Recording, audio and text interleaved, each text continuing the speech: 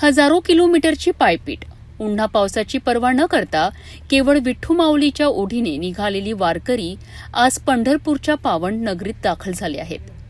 वाखरी इथून निघालेल्या या ऐतिहासिक पालखी सोहळ्यात अत्यंत भक्तिमय वातावरणात विसावा मंदिर परिसरामध्ये सर्व संतांच्या पालख्या एकत्रित आल्या. संत ज्ञानेश्वर महाराज, संत तुकाराम महाराज, संत निवृत्तीनाथ, संत मुक्ताबाई, संत सोपान काका, संत एकनाथ महाराज आणि मानाची संत नामदेव महाराजांची पालखी पंढरपूरच्या सीमेवर विसावा मंदिराजवळ एकत्रित आलेत. येथे सर्व संतांच्या अश्वांच्या अंगांवर रोमांच आणणारे उभे रिंगण पार पडलेत. अश्वांच्या टापाखाली उडालेली माती कपाळाला लावण्याकरिता लाखो वारकऱ्यांनी रस्त्याच्या दुतर्फा गर्दी केली होती. ही माती मस्तकी लावणं म्हणजेच वारकऱ्यांसाठी प्रत्यक्ष विठुरायाचा आशीर्वाद मानला जातो. श्री विठ्ठल रुक्मिणी विसावा पादुका मंदिराच्या वतीनं जगद्गुरू तुकोबारायांच्या या पादुकांना विश्वस्त मारुती विखे पाटील पूजन करत आहेत.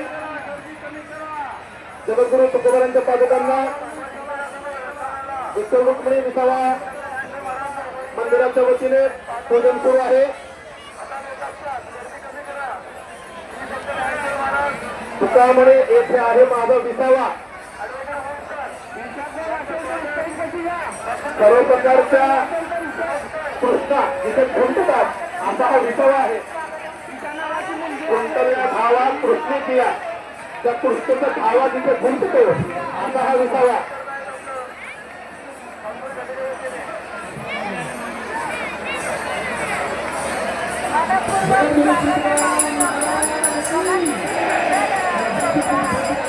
तुकोबाराय म्हणतात मला तर विठ्ठलाच्या दर्शनाची भूक लागली आहे, पण इथे खरंच आम्हाला जगद्गुरू तुकोबारायांच्या या पालखीच्या त्यांच्या पादुकांच्या दर्शनाची येतो आहे. पंढरीनाथ महाराज की, माऊली ज्ञानेश्वर महाराज की,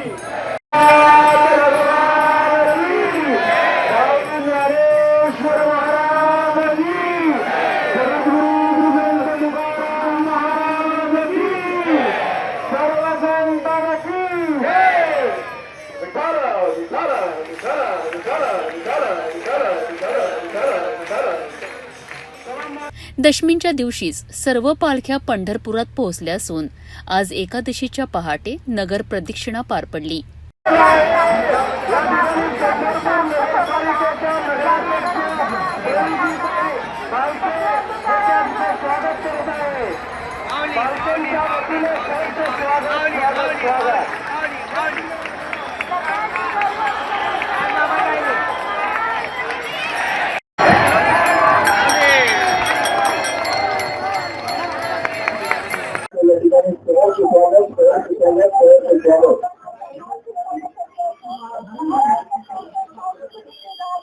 चला हळूहळू पुढे चला.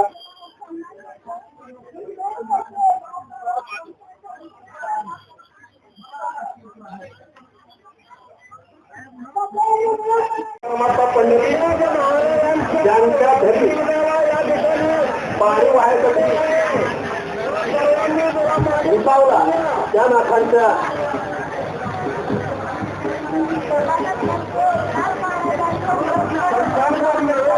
पालखीचं इथे आगमन होत आहे.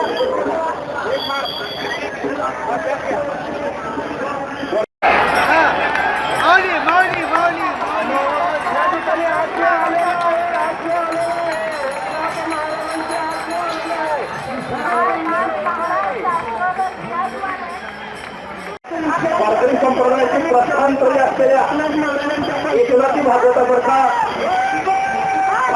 या वारकरी संप्रदायाला देणाऱ्या शांतीब्रह्म संतश्रेष्ठ नाथवारांच्या चरणी, बालवासवारांच्या चरणी श्री विठ्ठल रुक्मिणी पादुकांच्या मंदिराच्या वतीनं विनम्र अभिवादन, सहर्ष स्वागत, सहर्ष स्वागत, सहर्ष स्वागत.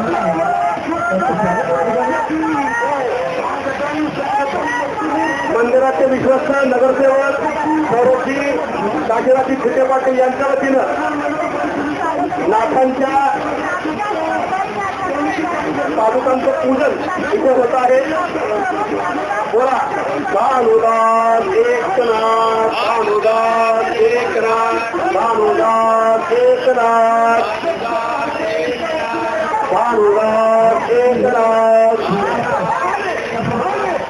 भानुदास एकनाथ भानुदास एकनाथ भानुदास एकनाथ भानुदास एकनाथ कुंडली हरिश्वर श्री ज्ञानदेव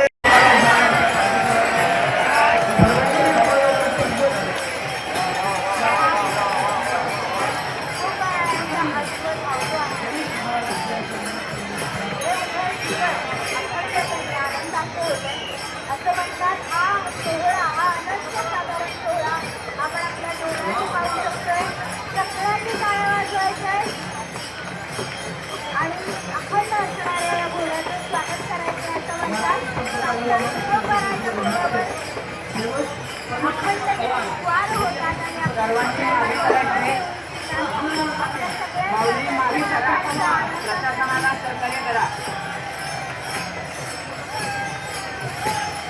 सर्वांना विनंती आहे, सर्वांनी मागे करून घ्यायचंय.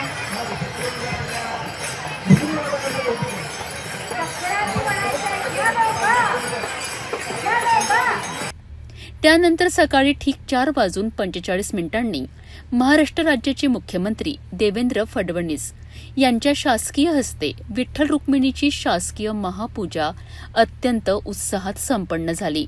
या सोहळ्यात विदर्भाचे संत तुकडोजी महाराज मठात वारकऱ्यांसाठी ध्यान, प्रार्थना, सेवा आणि मोफत वैद्यकीय तपासणीचे उपक्रम राबविले जात आहेत.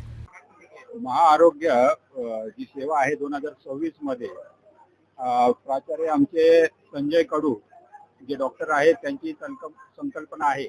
उद्दिष्ट आहे की जागतिक विक्रम करण्याचा. पंढरपूर वारी ही जागतिक लेवलची वारी आहे आणि ह्या उत्सवामध्ये लाखो संख्येने जे जनसमुदाय उपासक इथे दर्शनाला येतात तर ते महिना दीड महिना मध्ये प्रवास करतात पायी आणि पूर्ण राज्यामधून देशामधून नाही तर आंतरराष्ट्रीय देशांमधूनही लोक इथे प्रवास करून येतात.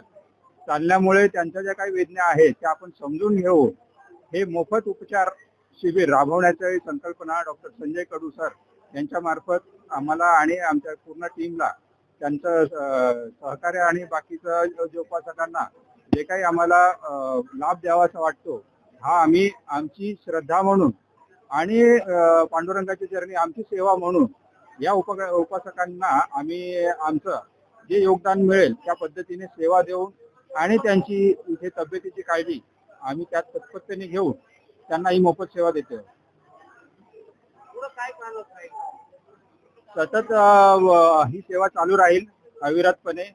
आम्ही जाऊ, दुसरे ग्रुप येईल आणि ही सेवा सतत वारीसारखी प्रत्येक ठिकाणी दिंडी सोबतही काही ठिकाणी आम्ही प्रयत्न करू की दिंडी सोबतही आमचे काही डॉक्टर्स वगैरे आहेत हे वारकऱ्यांसोबत आणि उपासकांसोबत इथपर्यंत पांडुरंगाच्या दर्शनाला आणि आम्ही त्यांच्या सेवेसाठी उपलब्ध राहू ही संकल्पना आहे.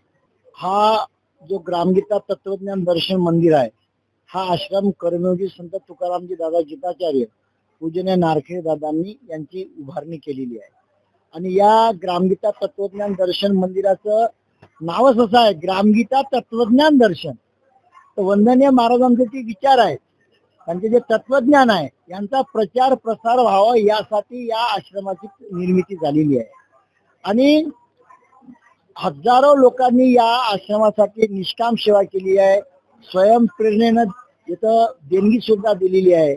आणि शेकडो तरुण पोरं इथे येऊन स्वच्छता अभियान राबवतात. जवळपास गेल्या 14-15 वर्षापासून स्वच्छता अभियान सुरू आहे. या आश्रमामध्ये सुसंस्कार शिबिर केल्या जातात. या आश्रमातून मौन साधना शिबिर केल्या जाते. या आश्रमामध्ये अनिष्ट रूढ्या, कर्मकांड याविषयी सुद्धा जनजागृती केल्या जाते. आणि अनेक या पश्चिम महाराष्ट्रामध्ये मुंबई, ठाणे, पुणे, कोल्हापूर, तिकडे कोकणामध्ये एवढंच नव्हे गोवा, कर्नाटक या परिसरामध्ये वंदनीय महाराजांची ग्रामगीतेचा प्रचार प्रसार होत आहे. आता गेल्या 2-3 महिन्यामध्ये समोर कन्नड सार्थ ग्रामगीता तयार होऊन राहिलेली आहे. हुकार नावाचे एक सेवक आहे महाराजांच्या विचाराचे. आता ते कन्नड मध्ये ग्रामगीता सुद्धा होऊन राहिलेली आहे. आणि कर्नाटक मध्ये कारंजा नावाचं गाव आहे, ज्या गावातले या गाव इथे शिबिरासाठी 50 मुलं यायचे. आज त्या गावामध्ये 200 ते 300 मुलं शिबिरामध्ये बसतात. वंदनीय महाराजांची ग्रामगीता प्रार्थना, भजन, लाठीकाठी, स्वतःच संरक्षण करण्यासाठी जुडो कराटे सर्व सेक्शन दिल्या जात आहे. आणि या आश्रमामध्ये इथे जो काही लोकांचा जो जमाव येतो, या जमाव प्रेमळपणे शांततेनं सर्व वारी इथे केल्या जाते. आणि माझी आई जी आता मरण पावली, माझ्या आईने सांगितलं होतं घरी का तो सेवेमध्ये आहे, त्याला फोन करून बोलवू नका.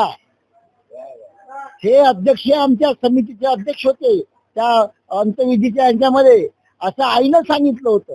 आणि माझ्या आईनं सांगितलं होतं की तुम्ही मी मेल्यानंतर तेरवी करू नका, तेरवी सुद्धा नाही आणि कुणालाही त्रास नाही, असे ग्रामगीता प्रणित आमच्या आईने जीवन जगलं. रोज ध्यान करायची, रोज प्रार्थना करायची, आमच्या कुटुंबामध्ये नेहमी चालत आहे.